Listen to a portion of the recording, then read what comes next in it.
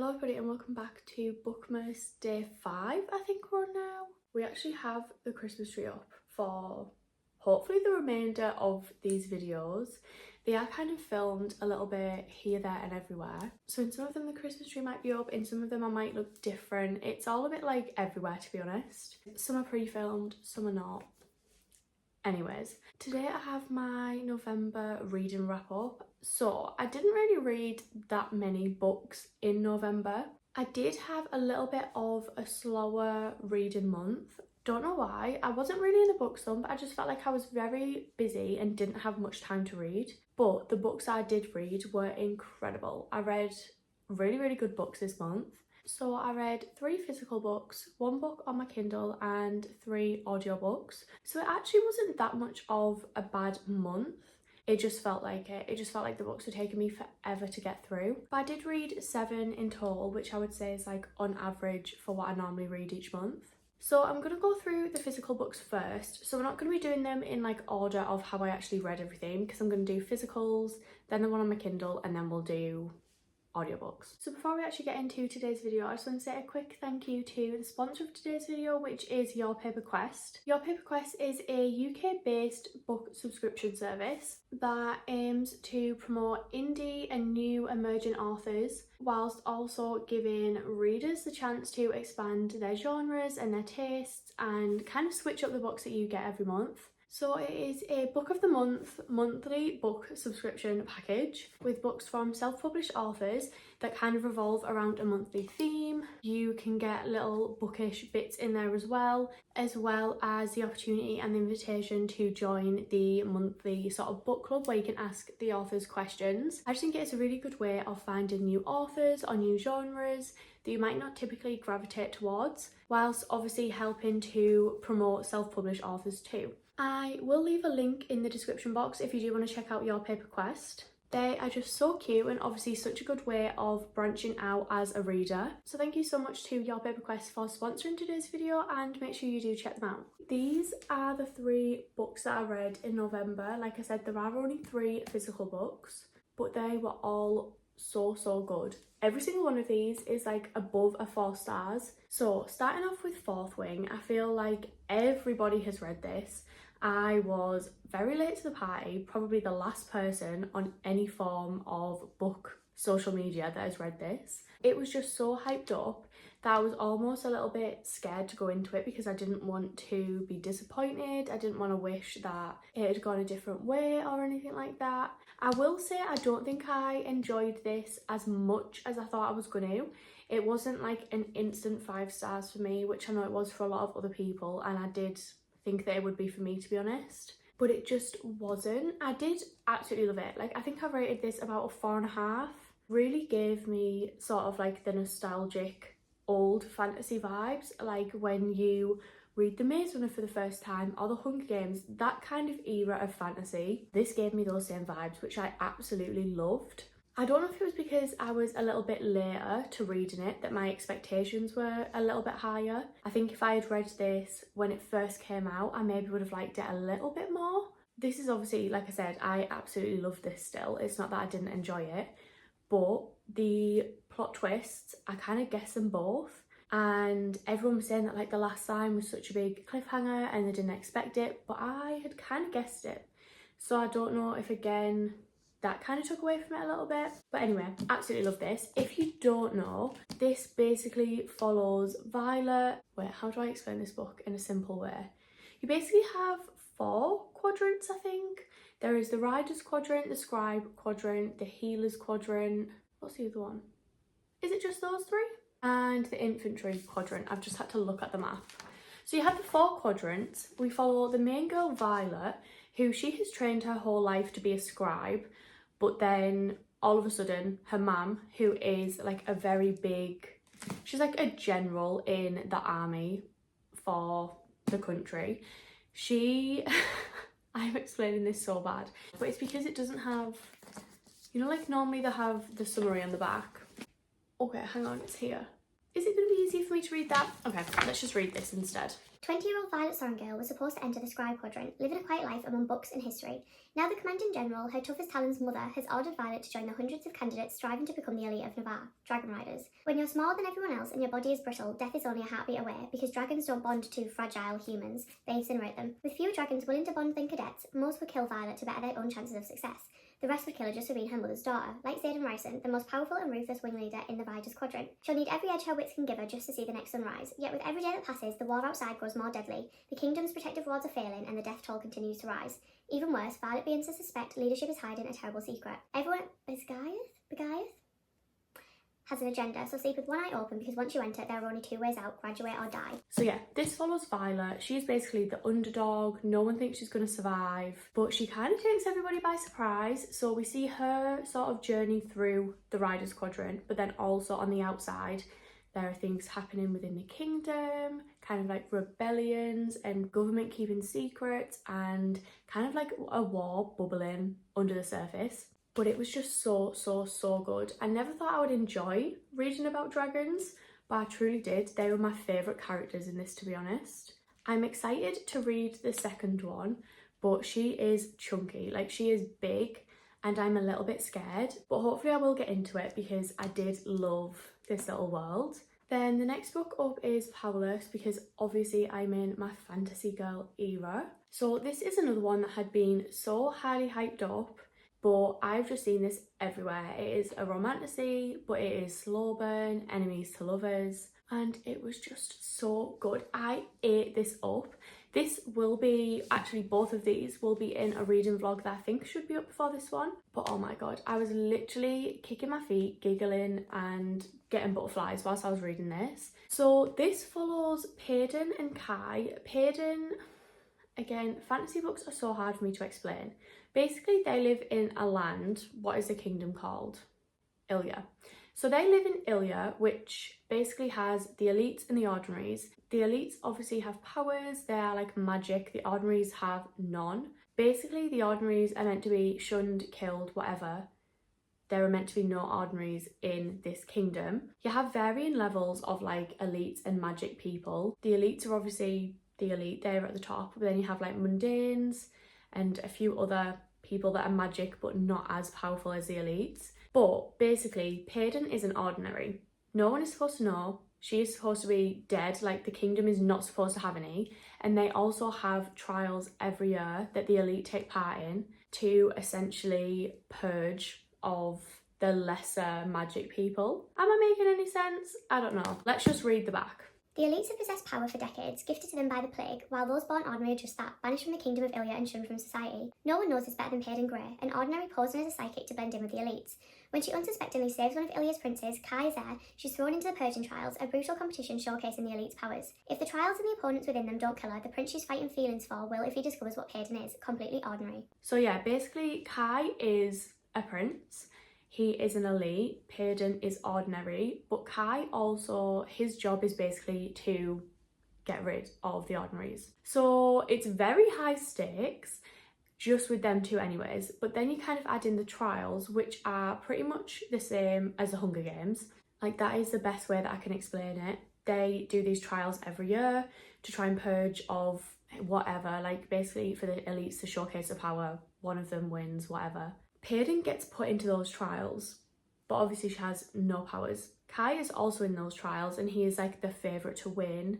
And you kind of see them together whilst they're training, whilst they're in the trials, and oh my god, the slow burn was slow burning. Like it's high stakes, it's enemies to lovers, it's kind of forced proximity, it's a slow burn, and they quite literally hate each other, like they want to kill each other, but at the same time they don't because they love each other, and I just ate it up. It was so good, like the tension, the angst, everything was top notch for me. And the way that this book ended, not okay.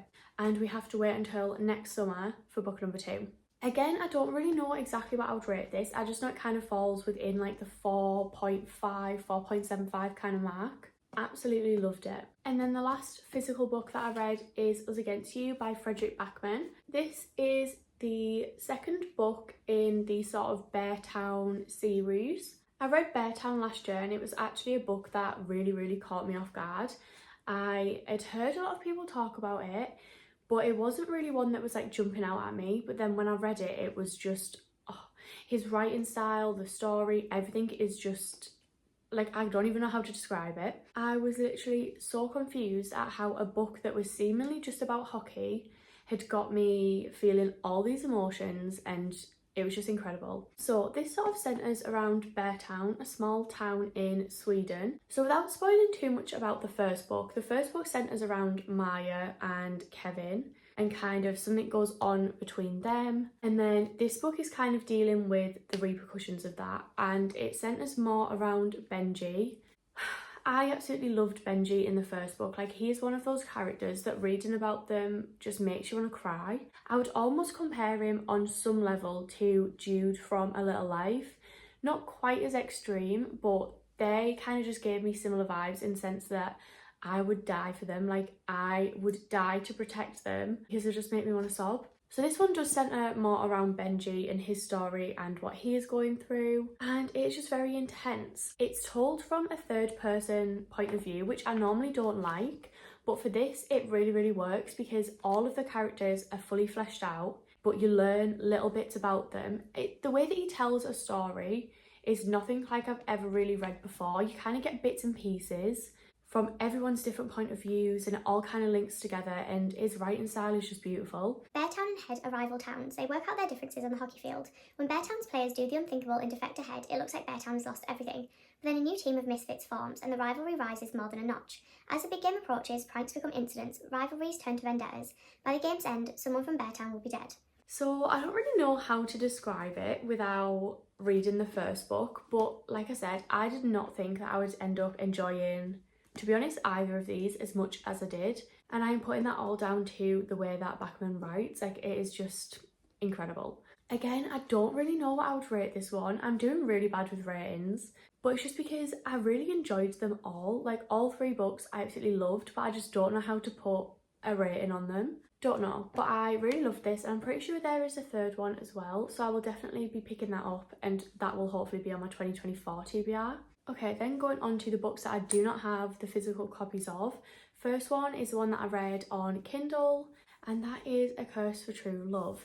So this is book number 3 in the Once Upon a Broken Heart series. The highly anticipated final in this series, and I hate to say it, didn't love it. I would like to kind of disclaim though that this is not my favourite series as a whole anyways. Like, I know people love this series with every fibre of their being, and I'm just not one of them. I loved it in terms of the setting and like the characters and everything like that and the plot, but I just didn't absolutely love it. I just feel like I didn't really connect with it in ways that I've connected with other series and other fantasy books. And that is completely fine. I still enjoyed it and I still had a good time reading it. The second book was my favourite, so then I was really looking forward to this one, the third book, to kind of wrap that up, round up the series as a whole. But I just felt a little bit disappointed by it. I know that this is kind of like a common feeling on book platforms at the moment. A lot of people have been a little bit underwhelmed by this book. And I don't mean that to bash anybody or the author or anything like that, but I personally just expected more from it being the final book. It felt like we got a lot.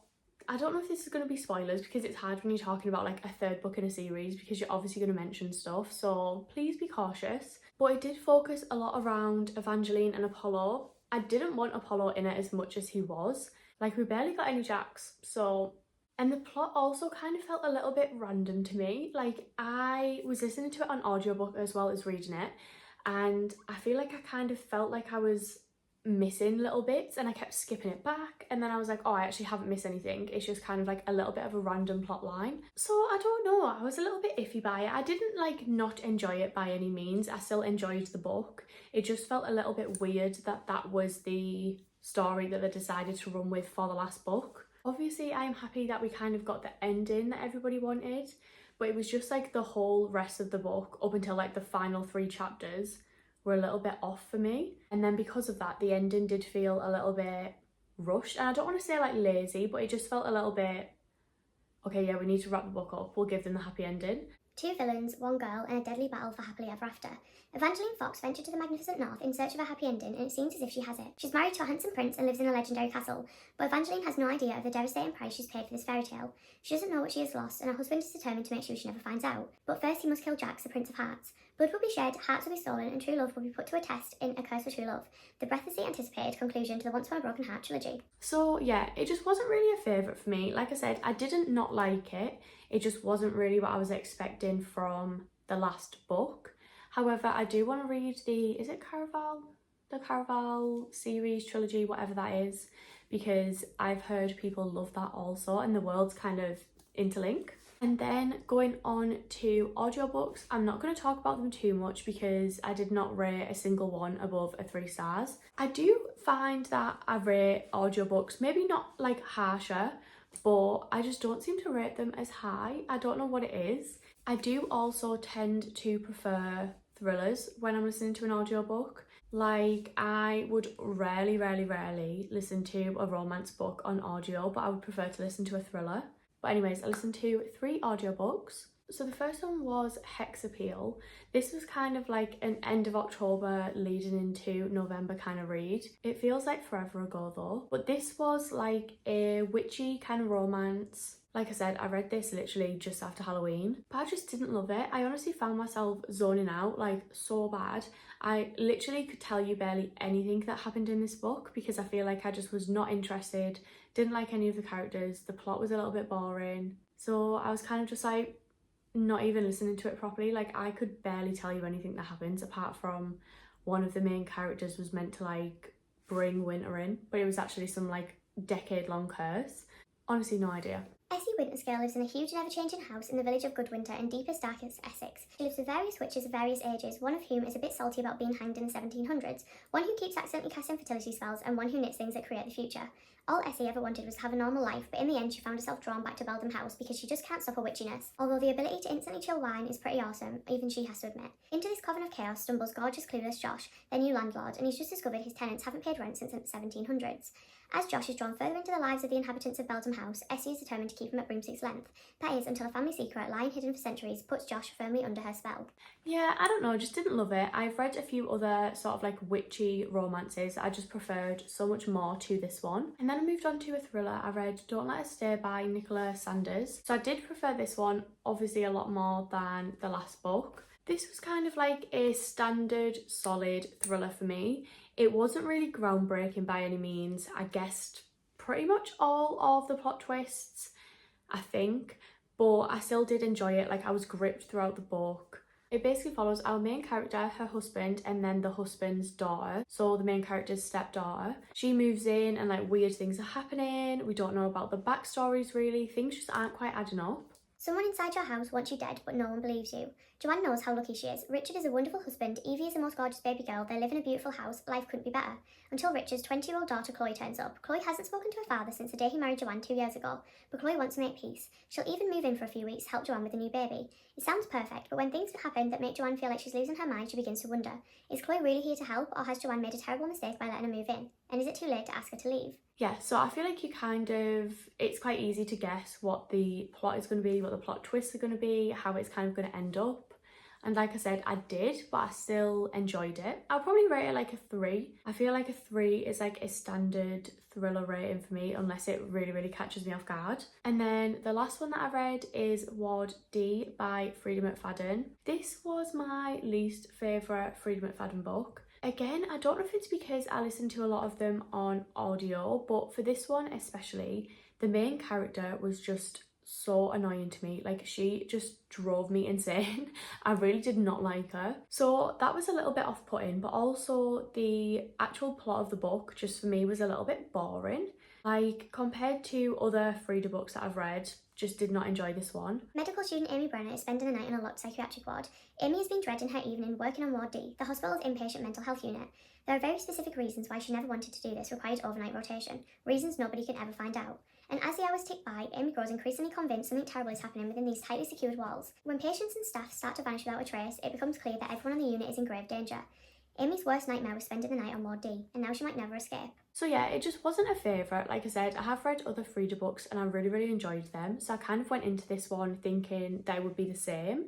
but it just felt a little bit short for me. It was a little bit boring, didn't really like the main character, and just didn't particularly love the plot. I'll probably give this one like a 2.5 because it wasn't a bad book. I just didn't like it, and it just didn't compare to the other Freedom McFadden books that I have listened to or read. But that wraps up my November reads. Not the best month, but we did have some really good books in there that I rated really highly. As always, make sure you follow my book Insta to stay more up to date on current reads, reviews, everything like that. But I do hope you enjoyed, and hopefully I will see you in the next video tomorrow.